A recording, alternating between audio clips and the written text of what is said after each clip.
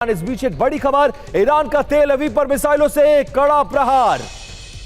ईरानी missile से Israel में भारी तबाही देखी जा रही है। अब देखिए, खबर यह है कि तेल अवीव में बारूदी बारिश जारी है। क्लस्टर वॉरहेड वाली मिसाइलों से हमला किया जा रहा है। तेल अवीव के ऊपर दिखी हैं ईरानी मिसाइलें।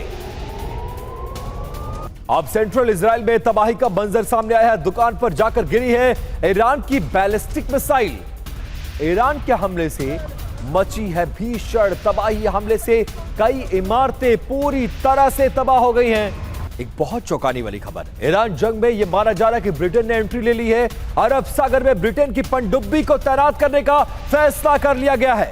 अरब सागर में HMS एंसन पनडुब्बी तैनात है। टॉमहॉक मिसाइल से लैस है यह पनडुब्बी और इसे औपचारिक तौर पर ब्रिटेन की इस युद्ध में एंट्री के तौर पर देखा जा रहा है।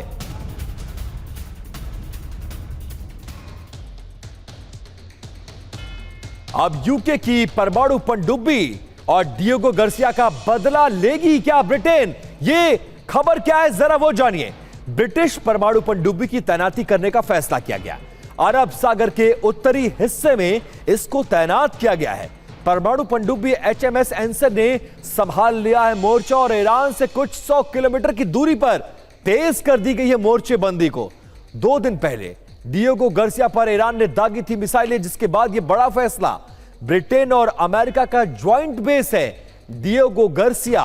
कितना घातक होगा इस जंग में इस तरह का फैसला। न्यूक्लियर अटैक सबमरीन है HMS एंसन। महीनों तक पानी के अंदर रहने की इसकी क्षमता मौजूद है। इसमें टॉमहॉक मिसाइलों से लैस है HMS एंसन और एंसन में स्पीयरफिश टॉर्पीडो भी मौजूद है।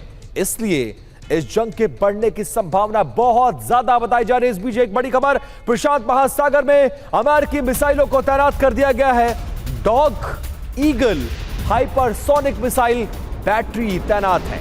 चीन के समंदर के पास इन मिसाइलों को तैनात किया गया। ईरान युद्ध की वजह से डॉर्क ईगल की तैनाती की गई है। अब देखिए, अमेरिकी ईगल डॉक कितनी खतरनाक है ये जरा जानिए और कितनी घातक है। इसकी रेंज की बात कर लें, 2775 से लेकर 3500 किलोमीटर तक की रेंज है इसकी।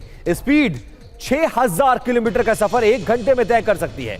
वॉरहेड इसका पारंपरिक है। खास बात यह है कि 20 मिनट में रूस से लेकर चीन पर अटैक किया जा सकता है। अब मिसाइल क्यों खतरनाक है जरा ये जानिए। रडार के लिए इसको ट्रैक करना बहुत ज्यादा मुश्किल है। यह रास्ते में अपनी दिशा को बदल सकता है। एयर डिफेंस के लिए यह बहुत बड़ी चुनौती है और रिएक्शन टाइम इसका बहुत कम होता है। इसलिए माना जा रहा है यह बहुत बड़ा खतरा है। अब देखिए, एक बड़ी खबर, हॉर्मुज स्ट्रेट पर इस वक्त की यह बहुत बड़ी खबर है। हॉर्मुज स्ट्रेट पर ईरान का रुख अब नर्म हो गया है। सिर्फ अमेरिका और इजराइल के जहाजों पर पाबंदी होगी। हॉर्मुज से निकल सकते हैं दुनिया के बाकी देशों के जहाज। हॉर्मुज पर ईरान ने यूएन को जानकारी दी है और यह एक बहुत बड़ी राहत दुनिया के लिए। जिस हॉर्मुज पर टोल लग गया था, जिस हॉर्मुज का रास्ता रोक दिया गया था, जिस हॉर्मुज के चलते ईंधन और ऊर्जा संकट पूरी दुनिया में खड़ा हो गया था, उस पर यह बहुत बड़ी खबर। यूनाइटेड नेशन को ईरान ने इस बाबत जानकारी दी है कि दुश्मन मुल्कों के अलावा कोई भी देश इस रूट का इस्तेमाल कर सकता है। अब हॉर्मुज पर सेटकॉम कमांडर ब्रैंड कूपर का बयान सामने आया है। ईरानी क्षमता को हम कमजोर कर रहे हैं। कूपर का यह बहुत बड़ा दावा। जहाजों पर हमले कर रहा है ईरान। हमारा लक्ष्य हॉर्मुज को सुरक्षित बनाना है। अब तेहरान में क्रूज मिसाइल डिपो पर हमला। इजरायली वायुसेना ने जबरदस्त बमबारी की है। क्रूज मिसाइल उत्पादन केंद्र पर इसको अटैक को अंजाम दिया गया। इजरायली हमले में मिसाइल डिपो पूरी तरह से तबाह हो गया है। इजरायली वायुसेना ने किस तरह की बमबारी की है जरा ये तस्वीर देखिए।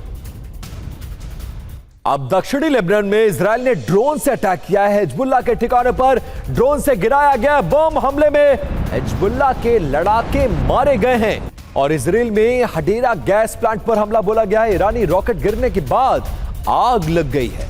हडेरा में इजरायल का गैस और पावर प्लांट मौजूद है। ऊर्जा केंद्रों पर दोनों देशों की तरफ से वार और पलटवार।